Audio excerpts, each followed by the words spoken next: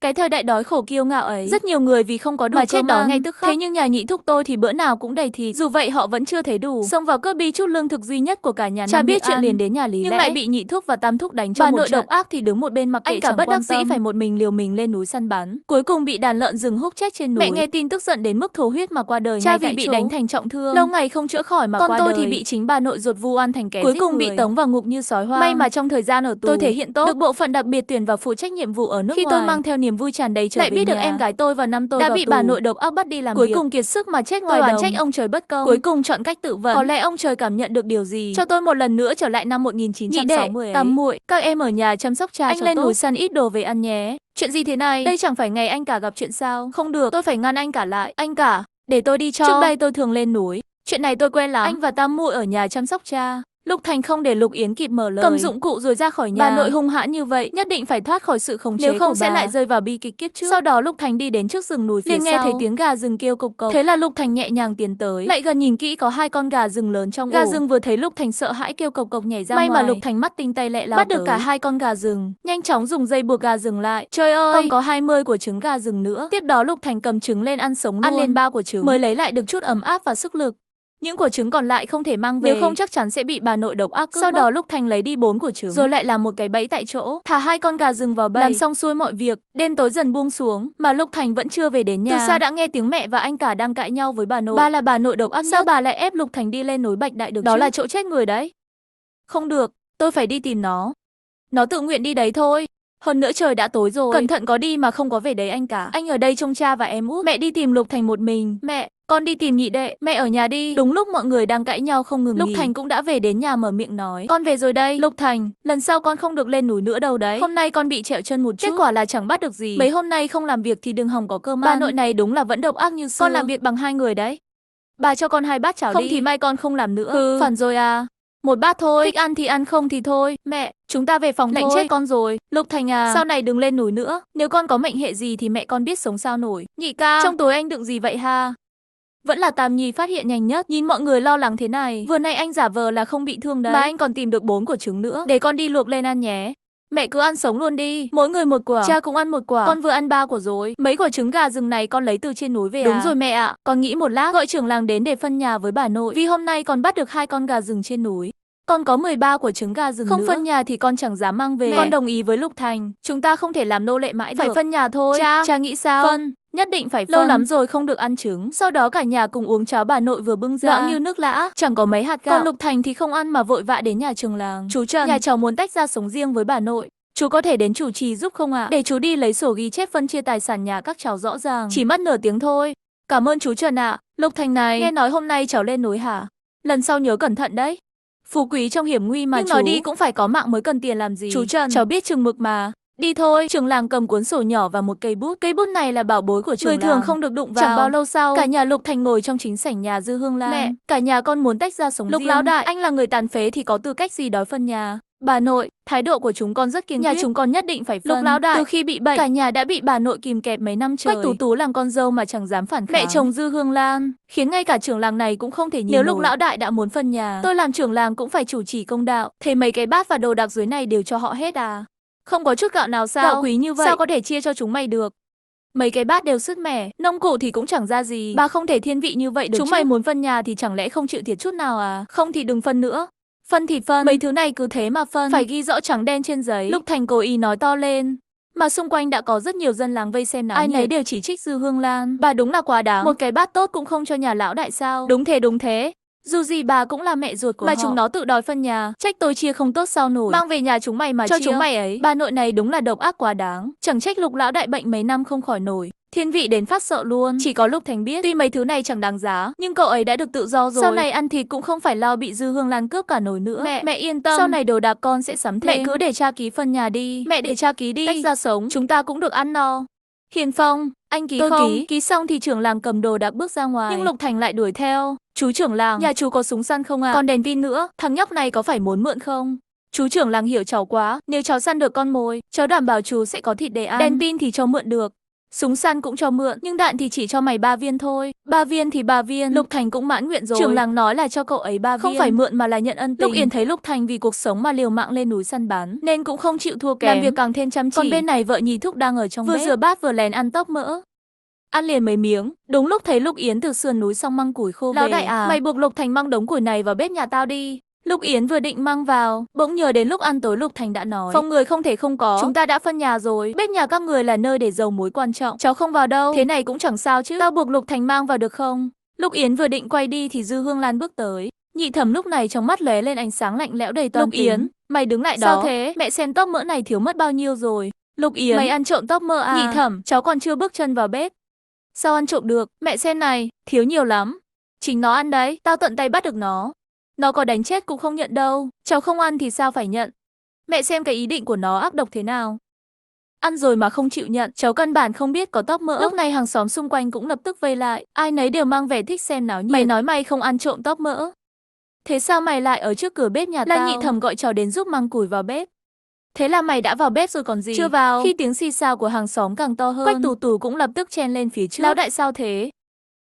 Nhị Thẩm mới ở nhà lén ăn tóc mỡ, sợ bị bà nội độc ác phát hiện rồi lại bày mưu vụ oan cho anh cả. Mà tôi anh cả thật thà của tôi thì có khổ cũng chẳng nói ra được. Tôi chỉ cần dùng chút mẹo nhỏ là dễ dàng hóa giải. Tìm một người mũi thình đến ngửi thử là biết ngay ai ăn trộm. Mũi tôi thình lắm, có việc gì cứ giao cho tôi. Tốt, vậy anh ngửi thử trong miệng anh cả Yến có mùi tóc mỡ không? Được, để tôi ngửi. Trong miệng anh cả Yến của tôi chẳng có chút mùi thịt nào. Nhị Thẩm, đến lượt cô rồi đấy. Để Trương Quý ngửi miệng cô xem. Nhưng sau khi nói xong, Trịnh Huệ trong lòng lại chột dạ. May mà vừa nãy cô ta đã xúc miệng nghĩ chắc chắn không còn mùi thịt hay mùi thơm của tóc mỡ cũng không. Nhưng trong kẽ răng cô ta vẫn còn chút vụn thịt. Lúc này Dư Hương Lan cũng tức giận bước tới. Bà ta trực tiếp tiến lên bóp miệng Trịnh Huệ. Quả nhiên đôi mắt già của bà nhìn thấy một mẫu thịt còn mắc trong kẽ răng. Tốt lắm. Tôi cứ thắc mắc sao tóc mỡ của tôi hay bị mất. Hóa ra là do mày con tiện nhân này ăn trộm. Con sai rồi. Lão đại, nó là vợ tôi. Tôi dẫn nó về nhà dạy dỗ lại cho tử tế. Quản lý nó cho tốt, giờ kẻ ăn trộm tóc mỡ đã tìm ra rồi. Bà nội có phải nên nói lời xin lỗi tử tế với anh cả tôi không? Cứ phản rồi, tao là bà nội nó. Huệ Nhi, mày cũng thật là, sao cứ phải hãm hại nhà đó? Sao mày không nói là tam đệ muội làm? Anh ở nhà đó lại khó đối phó thế này đâu mà. Xấu hổ quá. Còn khóc, mày còn mặt mũi khóc à? Tao bị mẹ đánh mà mày còn trách tao. Mặt mũi tao bị mày làm mất hết rồi. Mày nói xem, sao cứ phải gây sự với nhà họ? Tại họ đã phân nhà ra rồi. Tao nghĩ bắt nạt chút cũng chẳng sao. Bắt nạt nhà họ? Mày có thấy Lục Thành đeo súng trên lưng không? Thắt lưng còn đeo dao nữa, mày đi xin lỗi nó đi. Tao không thèm, mày muốn xin thì tự đi mà xin. Tao nói cho mày biết, nó mang đồ săn về, mày không muốn ăn thịt nữa à? Ăn. Ai mà không muốn ăn thịt, nhưng thịt lợn rừng Bạch Đại dễ ăn thế à? Giờ mày không đi xin lỗi, sau này Lục Thành mang thịt về đừng có mà hối hận. Lúc này trong bẫy ở Bạch Đại, một con sói hoang đang giãy giụa trong bẫy, nhưng càng giãy dây càng siết chặt. Mà Lục Thành cũng đã đến cạnh bầy, cảnh tượng trước mắt khiến lông tơ sau lưng cậu dựng đứng lên. Lục Thành vội rút dao găm ra, trực tiếp kết liễu con sói hoang này. Con sói này to không nhỏ, chừng khoảng 70 cân là ít. Lục Thành cũng không dám ở lại cho lâu, con mồi vào bao bố rồi rời khỏi đó. Lục Thành, mày thật sự săn được mồi à? Anh cả, anh xem một con sói hoang, 2 con gà rừng còn sống, 13 quả trứng gà rừng. Anh cả, anh thật sự mang mồi về rồi. Tuyệt quá, bệnh của anh chỉ cần ăn uống tốt là chắc chắn sẽ khỏi. Không cần thuốc nữa, mấy đứa bán con sói đi kiếm tiền cưới vợ cho anh cả trước. Cơ thể tao em là không khá lên được. Cha, cơ thể cha cũng rất quan trọng. Cha tin con đi, tiền cưới vợ cho anh cả, con chắc chắn sẽ kiếm được. Nếu không thì tao cũng lên núi săn thử, không để Lục Thành gánh vác một mình. Anh cả, em dám lên núi vì có người dạy săn bắn rồi, chứ anh nghĩ em dám đi mạo hiểm sao? Lục Thành cũng không thể nói, kiếp trước mình là thần xạ thủ, săn bắn với cậu chỉ là chuyện nhỏ. Lục Yến ngẩn ra một chút, quả thật anh không có kinh nghiệm, cũng chẳng gặp thợ săn nào dạy bảo.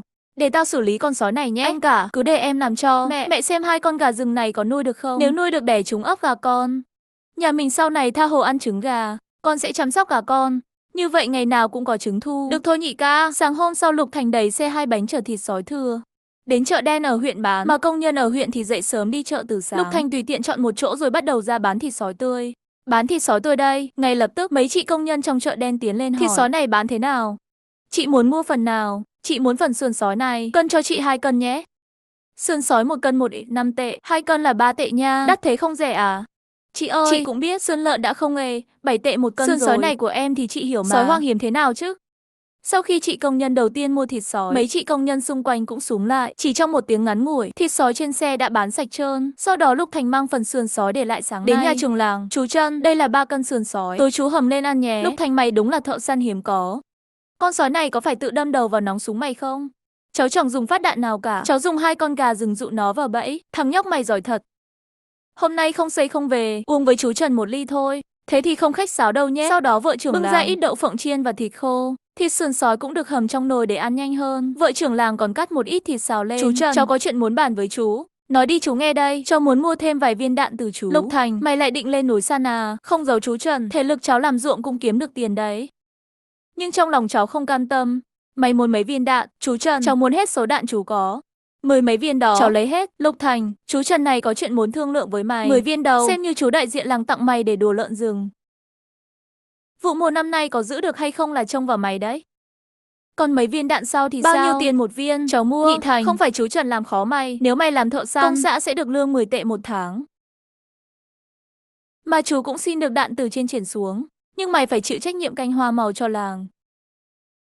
Được, cảm ơn chú Trần. Quý Phúc giao đạn cho Lục Thành, nhưng vẫn luyến tiếc nhìn thêm một cái. Ông cũng muốn lên núi săn lắm, nhưng giờ ông là trưởng làng rồi. Mỗi tháng cũng có lương, gia đình sống ổn, chẳng cần mạo hiểm lên núi đánh cược mạng sống. Sau đó Lục Thành đeo súng săn cầm đạn về nhà, mà trưởng làng cũng thông báo khắp làng việc Lục Thành làm thợ săn công xã. Mẹ, nhị ca con làm thợ săn thì có gì không tốt đâu. Sao mẹ cứ khóc mãi thế? Tam Nhi, mẹ buồn trong lòng. Lục Thành à, đây là trứng gà nhà mình. Con mang theo. Anh cả, anh an ủi mẹ chút đi. Con ra ruộng hoa màu cánh trước đây. Nói xong Lục Thành đeo súng đi thẳng ra ngoài. Rồi đến chỗ ruộng hoa màu canh chừng khoảng 1 tiếng. Trong lúc đó chỉ có vài con thỏ nhảy ra. Thấy người là chạy mất ngay. Đang lúc Lục Thành nghĩ hôm nay lợn rừng không dám đến. Ai ngờ từ bụi cỏ bất ngờ xông ra một con lợn rừng. Lục Thành vội chĩa súng bắn một phát vào nó. Cái thời đại đói kém kiêu ngạo ấy. Cây trồng ngoài đồng thường xuyên bị đàn lợn rừng tấn công. Mà ngay ngày đầu tiên, Lục Thành là người canh làng đã đụng phải đàn lợn rừng này.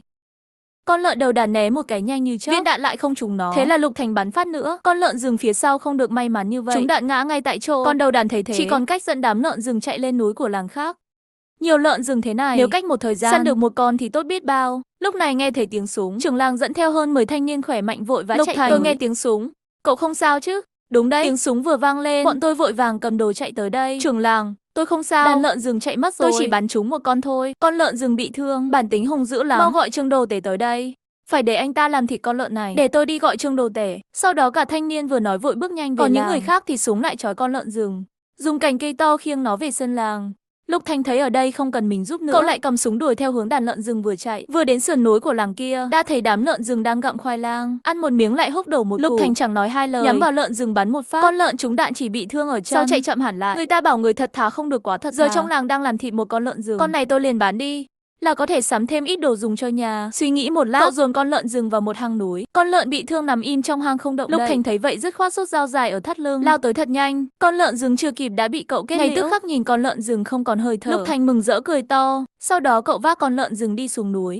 Vì là bán chui thịt lợn rừng nên không thể ngang nhiên ra chợ bán. Thế là cậu lặng lẽ đến chỗ bán lòng lợn. Thịt lợn rừng anh có dám thu không? Anh em, tôi xem hàng được không? Nhìn qua chắc khoảng 200 cân. Anh em, một giá 260 đồng nhé. Chốt. Sau đó Lục Thành cầm tiền đi thẳng đến tiệm quần áo, may cho cả nhà mỗi người một bộ đồ, lại mua thêm một bao bông lớn và vải tốt mang về. Khi đi ngang qua tiệm bánh ngọt, cậu bước tới nói, cho tôi ít bánh mới ra lò. Anh bạn, nhà có chuyện vui à? Mỗi loại bánh lấy một ít đi.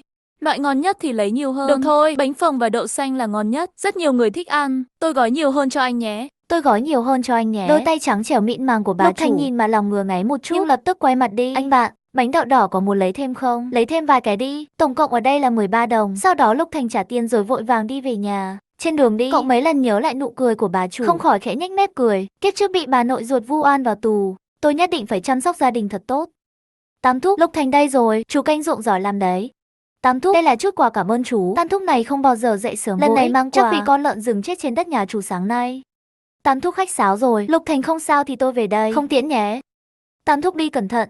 Thằng nhóc này, tôi chỉ khách sáo chút thôi. Mày đã nhận quà luôn. Rồi về nhà tao biết ăn nói sao với vợ đây. Lục Tần Nham, quà đâu rồi? Đau buông tay ra đi. Đồ trời đánh nhà mày. Món quà đó tao chuẩn bị gửi cho mẹ đẻ mày, lại mang cho nhà vô dụng đó. Mày cũng đừng động tí là khóc.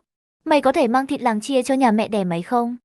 Thì thịt cũng chẳng nhiều, nhưng quà đó là đường trắng vừng đen, dầu gội 20 gói cơ mà. Mang thịt thì có giống đâu. Lục Tuấn Nhàn tức giận bước vào nhà. Cảm ơn vốn chỉ là lời khách sáo, ai ngờ Lục Thành lại nhận quà thật. Sau đó Hà Quý Mai đành mang thịt nhà mình đến nhà mẹ đẻ. Mẹ, con kể mẹ nghe. Thằng Lục Thành đúng là đồ lòng dạ đen tối. Mẹ nghĩ xem khi chưa phân nhà, nó có bao giờ đi săn đâu. Giờ thì sao? Vừa nãy con thấy nó xách bao lớn bao nhỏ về nhà. Chắc thằng nhóc này giờ cứng cánh rồi, khó mà kìm kẹp. Tan thầm như con chẳng được lợi lộc gì, nhưng giờ làng chia cho nhà nó tận 2 phần thịt, cũng chẳng thấy Lục Thành mang thịt ra hiếu kính mẹ. Chưa đến giờ cơm trưa mà, mẹ đợi thêm chút nữa. Vậy mẹ cứ từ từ đợi. Thịt của con dâu thì để đây nhé. Dư Hương Lan liếc nhìn thịt của Hà Quý Mai, trong lòng khẽ hài lòng một chút, mà Hà Quý Mai cũng tự làm khó để lấy lòng Dư Hương Lan. Cô ta cắt nửa phần thịt mang tới, thế nên nhà cô ta chỉ còn lại một ít thịt nhỏ. Đồ phá của nhà mày, mày muốn mẹ đi đòi thằng Lục Thành kia, mày không dùng cái đầu mà nghĩ à? Nhà đó đã phân ra rồi, ai mà kìm kẹp được nữa. Thôi đã mang đi rồi thì mày tự đi mà đòi. Dù gì cũng là mày chứ không phải mẹ. Nói xong Hà Quý Mai vào bếp nấu cơm, nhưng trong lòng tức lắm, nghĩ lại trước kia ăn thì khó thế nào. Giờ Lục Thành phân nhà xong xách bao lớn bao nhỏ về, Hà Quý Mai càng nghĩ càng không quan tâm. Còn Lục Tuần Nham đi vài vòng trong sân nhỏ, suy đi nghĩ lại thở dài nói, Quý Mai, tôi nói với cô này, hay là chúng ta cũng phân nhà đi. Thật không? Nhưng thế thì sau này sáng cô phải tự dậy làm bữa sáng đấy. Cô chịu không? Chịu làm luôn.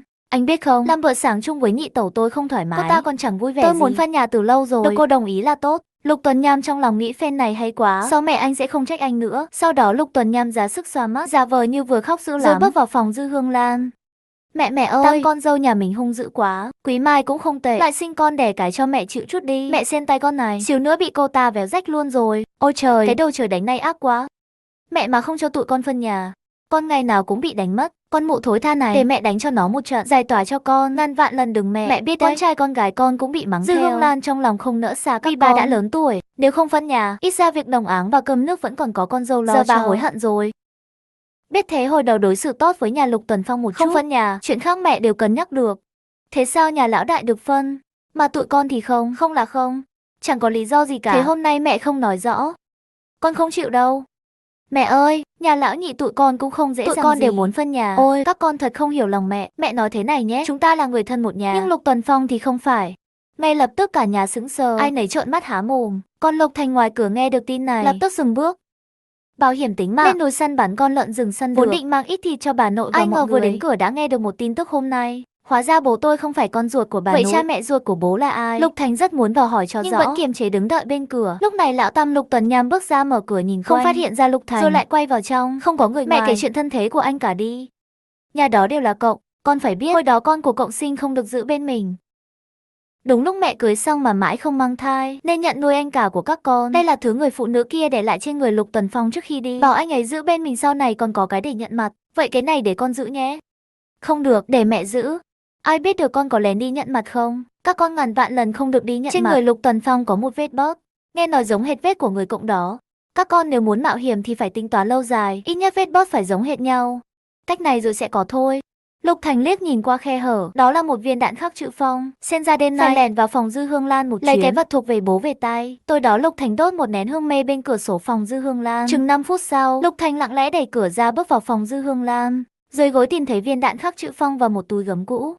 Lục Thành nghĩ túi gấm tinh xảo thế này chắc chắn không phải của Dư Hương Lan, nên quyết định mang cả viên đạn và túi gấm đi luôn. Cứ muốn dùng viên đạn giả của bà nội để nhận mặt sao nổi. Chị em viên đạn giả này sẽ khiến các người lộ tẩy trước mặt cha mẹ ruột của bố thôi. Xong xuôi mọi việc, Lục Thành lặng lẽ rời đi để tránh Dư Hương Lan và nhà họ tìm kiếm. Cậu đi thẳng đến bưu điện huyện, ký giấy gửi đồ lưu kho, cắt 2 món đồ vào bưu điện, trả phí lưu kho 1 năm. Xong Lục Thành bước ra khỏi bưu điện, lòng chợt chịu xuống, tâm co của Dư Hương Lan của thật sâu xa. Nếu không phải tôi đi đưa thịt, vô tình nghe được thân thế của bố, chị em Dư Hương Lan cả đời sẽ không cho nhà tôi biết. Lục Thành nghĩ, tại sao Dư Hương Lan chỉ thiên vị nhà nhị thúc tam thúc? Hóa ra vì nhà mình không phải con ruột. Hiểu ra cậu tự cười nhạo bản thân. Chẳng bao lâu Lục Thành về đến nhà, thấy nhà bị đập phá tan tành. Dư Hương Lan vẫn đang chửi bới dữ dội. Gọi Lục Thành ra đây, chỉ còn mình nó là tôi chưa lục soát. Lục Thành nhanh chóng giấu giấy gửi đồ vào bụi cỏ bên cạnh rồi bước tới. Đúng lúc Dư Hương Lan thấy Lục Thành trở về, chạy đâu cho thoát. Lục Thành, đêm qua mày có vào phòng tao không? Làm sao con vào phòng bà được? Con phải đi canh đêm, bà quên rồi à? Đúng rồi, anh Thành là người canh đêm, nó có công việc đàng hoàng, không đời nào lấy trộm túi gấm của bà đâu. Trong túi gấm của tao mất 5 đồng. Có phải mày lấy không? Con có lương riêng, 1 tháng 10 đồng, để mất đến 5 đồng của bà làm gì? Dư Hương Lan thật ra đã đi lục soát nhà hai đứa con trai, chẳng thấy manh mối nào. Lục lão tam nói, có khi nào Lục Thành lấy mất không? Nên Dư Hương Lan mới vội chạy sang đây rồi tìm. Bà lập tức lục soát người Lục Thành, nhưng chẳng thấy gì, khiến mọi toan tính của bà tan biến trong một đêm. Nếu tao biết ai lấy đồ của tao, tao nhất định xé xác nó ra. Lúc này trưởng làng Văn Thanh chạy tới. Dư Hương Lan, bà đập phá nhà Lục lão đại, phải bồi thường đấy. Chuyện này do Lục lão nhị và Lục lão tam làm, bắt chúng nó để là được. Trưởng làng, tôi về lấy đồ đến ngay. Lục Thành khẽ nhíu mày, rõ ràng tôi đã để lại một viên đạn cũ. Sao Dư Hương Lan vẫn đến nhà tôi làm loạn? Cả túi gấm tôi cũng nhờ người làm một cái giống hệt để lại rồi. Quách Tú Tú nhìn Lục Thành lo lắng hỏi, anh Thành, con không sao chứ? Mẹ yên tâm, con ổn mà. Mình vào nhà thôi. Bên này, Dư Hương Lan về đến nhà, Lục lão tam vội vã theo bà vào trong. Mẹ vừa nãy quá thất thố rồi. Sáng nay con đã lấy đồ của mẹ. Mẹ xem mẹ gây chuyện gì rồi. Đưa tao xem đồ. Đồ đây. Sao con không nói một tiếng đã lấy đi? Con sợ lão nhị tranh mất thôi. Nhưng giờ thì tốt rồi. Lão nhị biết đổ mất, Sau này con nhận cha mẹ mới, con nhất định đón mẹ sang hưởng phúc. Vậy lại đây, mẹ vẽ cho con một vết bớt giống hệt nhà họ. Mẹ đối với con tốt thật đấy. Cuộc trò chuyện của họ bị Lục Thành dưới cửa sổ nhìn thấy. Hóa ra là mày. Lục lão tam giở trò, mục đích là để lén đi nhận mặt. Đúng là không lợi không dậy sớm. Trên đường về Lục Thành suy nghĩ, giờ mình làm người canh làng chắc chắn không đi được. Chuyện đi tìm người thân đành để anh cả làm. Sau đó Lục Thành kể chuyện này cho Lục Yến. Lục Yến nghe xong kinh ngạc, chả trách gần đây Dư Hương Lan với Lục lão tam cứ lén lút tránh mặt chúng ta. Hóa ra là định đi nhận người thân. Vậy anh phải bám theo Tám Thúc, đừng để ông ta phát hiện. Yên tâm nhé, anh hiểu. Đến mấy ngày sau, Lục lão tam cuối cùng gom đủ 25 đồng tiền xe, xách một túi lớn đi về phía ga tàu. Còn Lục Yến đã chuẩn bị sẵn, nên khi Lục lão tam vừa đi anh lập tức bám theo. Trời dần tối lại, bên này Lục Thành tay xách một con thỏ rừng và một con gà trống rừng về nhà. Anh Thành, hôm nay lại săn được mồi à? Vâng, đây là một con thỏ rừng, còn đây là một con gà trống rừng. Anh Thành, thế có định mai mang đi bán không? Mẹ, sức khỏe bố quan trọng hơn. Trước tiên làm thịt con gà trống này đã. Con thỏ rừng mai con mang đi bán. Được thôi. Nói xong Quách Tú Tú xách con gà trống vào bếp. Con Lục Tuần Phong đang nhóm lửa trong bếp. Tú Tú, hồi trước Lục Thành đâu biết săn bắn. Đứa nhỏ này cũng bị ép phải lên núi thôi. Làm người canh đêm có khó khăn quá cho nó không? Ai bảo không đâu. Người canh đêm. Sau này em là chẳng cô gái nào muốn lấy nó. Nhưng chúng ta vẫn không thể bỏ cuộc. Xem bên nhà mẹ có họ hàng nào mai mối cho nó không? Nó bảo để Yến Nhi cưới trước. Hai anh em nó tình cảm sâu đậm thật. Yến Nhi đi đâu rồi? Yến Nhi bảo nó có việc ra ngoài. Chắc một thời gian ngắn không về. Đứa nhỏ này làm thịt gà mà chẳng được ăn. Lục Tuần Phong nhìn con gà trống trên bếp nuốt nước miếng. Quách Tú Tú mở nắp nồi bên cạnh. Một nồi cơm hấp thơm lừng khiến người ta mê mẩn. Chẳng mấy chốc cơm nước đã xong xuôi. Sau đó cả nhà quây quần vui vẻ ăn cơm quanh bàn. Ăn xong Lục Thành lại mang súng và đồ san lên núi. Cậu biết đây là mùa thu hoạch khoai lang. Lợn rừng thường xuyên ra dụng cướp ăn. Nên vào khoảng 1 giờ sáng, một đàn lợn rừng lại đào khoai nhà người ta. Nhưng vừa đào được một lúc đã bị Lục Thành tuần tra bắt gặp. Cậu lập tức nhắm vào một con lợn rừng. Con lợn rừng này xảo quyệt quá, để chúng nó chạy mất rồi. Lục Thành cố ý hét to, nhưng cậu nhanh chân chạy đến chỗ con lợn rừng ngã xuống, lặng lẽ vác nó lên dùng chân xóa sạch vết máu trên đất. Che giấu dấu vết, xong cậu định lại mang con lợn này ra chợ đen bán, chuẩn bị chút tài sản cho gia đình. Chỉ định ra chợ đen bán thịt lợn rừng. Không ngờ vì chuyện mua trứng gà mà từ đó tôi có thêm một người vợ. Anh lớn, anh muốn mua trứng gà không? Cho em có bao nhiêu trứng? Anh lớn, rồi trứng này của tụi em có 37 quả. Tụi em bán cho anh 35 quả thôi. Được không? Không cần, cứ bán cả 37 quả. Bao nhiêu tiền một quả? 3 phân một quả được không? Đây là 1 tệ 2 hào. Em giữ rổ này lần sau anh trả lại. Lục Thành để tiền lại rồi xách trứng rời đi. Tụi mình có 1 đồng rồi, vậy là chị lớn nhà mình có tiền mua thuốc rồi. Đi mau về thôi. Con Lục Thành xách trứng lặng lẽ bám theo 3 đứa trẻ đến một cái sân nhỏ. Vừa nãy anh hỏi người lớn nhà mấy đứa đâu? Sao không ai trả lời? Có phải người lớn trong nhà bị bệnh không? Không cần anh lo. Đừng vào. Anh lớn, anh cứu chị lớn của tụi em với. Chị ấy bị bệnh rồi. Chị ấy ở đâu? Chị lớn ở trong phòng. Lục Thành bước vào thấy một cô gái trẻ xinh đẹp, đôi mắt nhắm chặt, môi hơi nứt nẻ, trông như mắc bệnh nặng. Nóng quá, mau đưa đi bệnh viện, không thì nguy hiểm đến tính mạng. Không được, tụi em không có tiền. Thằng nhóc ngốc đi theo anh có tiền chữa cho chị mày. Mày ở nhà trông em trai cho tốt. Anh lớn, anh nhất định phải cứu chị lớn của em. Lục Thành bế cô gái trên giường lên, nhanh chóng đưa đến bệnh viện huyện. Bác sĩ đang kiểm tra cho cô gái. Anh đi lấy ít cháo trắng cho chị ấy uống. Mày có muốn không? Thằng bé không lên tiếng, nhưng mắt nhìn Lục Thành đầy cảnh giác. Anh không có ý xấu, yên tâm, cho mày ăn no không lấy tiền đâu. Lục Thành cũng không phải người tốt lành vì trong tiềm thức cậu từng nghe một tin đồn ở huyện có cô bé bán trứng. 3 đứa trẻ và chị lớn bị người ta làm hại. Giờ xem như cậu cứu được 4 mạng người. Nhưng Lục Thành vẫn chưa yên tâm, vội bảo ông chủ mang 2 bát cháo trắng lên rồi chạy về nhà. Bọn trẻ vừa đến cửa nhà cô gái, đã thấy một gã đàn ông đang trèo tường vào sân. Lục Thành túm ngay chân tên trộm, kéo mạnh xuống đất, đấm túi bụi. Mày dám trèo tường nhà người ta? Đây là lần thứ mấy mày trèo? Lần đầu tiên thôi. Tao nghe nói con bé bị bệnh. Muốn vào xem sao? Mày định vào hại nó thì có. Không có. Tao không dám đâu. Mày mà không dám à? Đưa mày ra công an. Sau đó chú công an bắt gã với tội đột nhập trộm cắp. Còn Lục Thành xách một túi mì tính đi sang nhà hàng xóm. Ê, anh là ai? Chào chị, tôi là họ hàng của nhà bên cạnh. Cô ấy bị bệnh đang nằm viện, nhờ chị trông giúp 2 đứa nhỏ trong nhà. Túi mì tinh này coi như quà cảm ơn. Người phụ nữ nghe có mì tinh làm quà, lập tức cười tít mắt. Giao cho tôi sẽ chăm sóc tốt. Chị tên gì ạ? Tôi là Liễu Như Yên, sống ngay cạnh nhà Thẩm Sương. Hóa ra anh là người yêu của cô ấy à? Lục Thành nghe từ người yêu, khẽ mỉm cười không phủ nhận. Vì Liễu Như Yên thấy cậu bé Thẩm Sương đi viện, nếu cậu không nhận là người yêu, chắc chắn sẽ có người đàm tiếu sau lưng Thẩm Sương, làm danh tiếng cô ấy xấu đi. Nên cái danh người yêu này tạm nhận trước đã. Sắp xếp xong xuôi, Lục Thành lại đến bệnh viện, thấy cháo trắng và đồ ăn trên bàn chưa động đến. Hỏi sao mày không ăn cháo? Đợi anh ăn cùng, ăn no mới có sức chăm chị mày. Anh đi đâu vậy? Anh về nhà tụi mày nhờ chị Liễu bên cạnh, trông em trai em gái mày rồi. Chị ấy là kiểu không lợi không làm. Anh đưa gì cho chị ấy à? Một túi mì tinh. Chịu chi thật.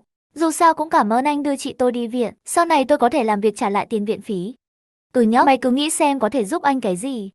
Lúc này cô gái trên giường khẽ mở mắt. Chị tỉnh thật rồi. Em đây. Chị đang ở bệnh viện. Mày lấy đâu ra tiền đưa chị đến đây? Là anh ấy đưa chị đến, sốt cao 40 độ, chậm chút nữa là nguy hiểm tính mạng rồi. Cảm ơn anh, vừa tình chắc chị yếu, để người yêu chị đỡ chị đi vệ sinh nhé. Tôi không vội. Thẩm Sương xấu hổ, đúng là cô rất muốn đi vệ sinh, nhưng để một người đàn ông mới gặp đỡ. Thật quá ngượng ngùng, không sao, anh đỡ chị đến cửa nhà vệ sinh là được. Người yêu chị chu đáo thật, lo trước lo sau, tốt quá. Thẩm Sương ngơ ngác. Bệnh một trận mà có thêm người yêu rồi, quan trọng là cô rõ ràng không có tiền nằm viện. Nếu có tiền cô đã nhập viện sớm hơn, giờ nợ anh ấy bao nhiêu rồi, chẳng lẽ phải lấy thân báo đáp mới trả được ơn. Tiền viện phí này tôi có thể trả dần không? Được, nếu chị không sao thì anh về trước. Đây là 5 đồng, cô cầm mà dùng. Thẩm Sương luống cuống, cô thật không ngờ, một người đàn ông lại giúp cô đến mức này. Anh là người ở đâu? Anh tên Lục Thành, chị muốn tìm anh thì đến làng Liễu Diệp, chẳng phải người nông thôn đều rất khó khăn sao? Sao anh ấy lại hào phóng vậy? Anh đưa tiền cho tôi. Còn anh thì sao? Em ở huyện, chắc nghĩ nông thôn toàn người nghèo. Em chỉ thấy kiếm tiền ở quê khó hơn thôi, chẳng có ý gì khác. Trời tối rồi, anh phải về làng canh đêm. Anh ấy còn là người canh đêm của làng nữa. Chị ơi, chị có muốn cưới anh? Lục Thành đã cứu chị không? Anh ấy hơn đứt cái anh Chính Cả. Mấy ngày nay chẳng thấy mặt đâu. Thẩm Sương cũng biết Chính Cả luôn theo đuổi cô, cũng là giáo viên, nhưng nghe nói sau khi cưới phải nuôi em trai em gái cô thì hơi bảo không rằng muốn. Thà đưa chúng nó vào trại mồ côi còn hơn. Hôm nay chị bệnh, anh ta đưa đến mà thuốc cũng không đút được. Nếu không nhờ anh ấy mắng cho một trận, chị em là đã mất mạng rồi. Chị đừng trách em chỉ muốn chị sống thôi. Thôi đừng nhắc nữa. Bên này, Lục Thành về liền lên núi tuần tra. Linh cảm nhạy bén, mách bảo cậu nguy hiểm sắp đến. Thế là Lục Thành lập tức nắm chặt cán súng, bắn một phát lên trời. Chỉ thấy trên sườn núi xa một con sói hoang hoảng sợ chạy trốn. Sau đó cả đêm không có chuyện gì xảy ra. Hôm sau nghỉ ngơi xong, Lục Thành lại đi về phía bệnh viện. Tôi không nằm viện nữa, tôi phải về nhà làm việc. Chị đừng đùa chứ. Cơ thể chị ít nhất phải truyền dịch 3 ngày nữa mới xuất viện được. Tôi hết tiền rồi, không nằm nữa đâu. Tiền viện phí để anh lo. Giọng Lục Thành vang lên sau lưng y tá và Thẩm Sương. Thẩm Sương khó xử. Tôi nợ anh nhiều quá. Không hay đâu. Sau này từ từ trả. Ăn trưa đi nhé. Sao lại có 2 phần? Anh không ăn à? Anh ăn mì ở nhà rồi. Thấy mì ngon lắm. Nên lấy 2 phần cho em và Tiểu Soái. Anh thế này, sau này tôi trả sao nổi. Thẩm Sương cũng hiểu Lục Thành 8 phần là thích cô rồi. Vì đêm qua y tá kể, Lục Thành không chút do dự trả tiền viện phí cho nên cô. Nên Thẩm Sương nghĩ vậy trong lòng cũng thấy ngọt ngào. Tiểu Soái, nếu chị cưới anh ấy ở làng Lục Thành, mấy đứa có đi theo không? Chị đi đâu tụi em theo đó. Hôm nay chị hỏi tiền viện phí chừng hơn 30 đồng. Còn phải nằm thêm 3 ngày nữa, chị làm sao trả nổi, chắc chỉ còn cách cưới anh ấy thôi. Không biết anh ấy có chịu không? Sương Nhi, anh trả tiền viện phí rồi, mai anh sẽ quay lại. Tôi thấy người khỏe hơn nhiều rồi, không cần nằm viện nữa đâu. Không được, phải nằm thêm vài ngày để cơ thể hồi phục cho tốt. Tiện thể hỏi bố mẹ em đâu rồi? Bố mẹ em mất cả rồi. Đừng khóc, anh không nên hỏi. Xin lỗi. Không sao đâu, chỉ là lòng hơi buồn thôi. Em chỉ là giáo viên tiểu học, lương đủ sống qua ngày. Trả tiền cho anh em là khó lắm. Chi bằng. Chi bằng gì? Chi bằng tôi em cưới anh để gán nợ. Anh thấy được không? Cưới em thì anh sẽ lo xình lễ. Em cứ thử qua lại với anh xem. Nếu không hợp, anh không ép.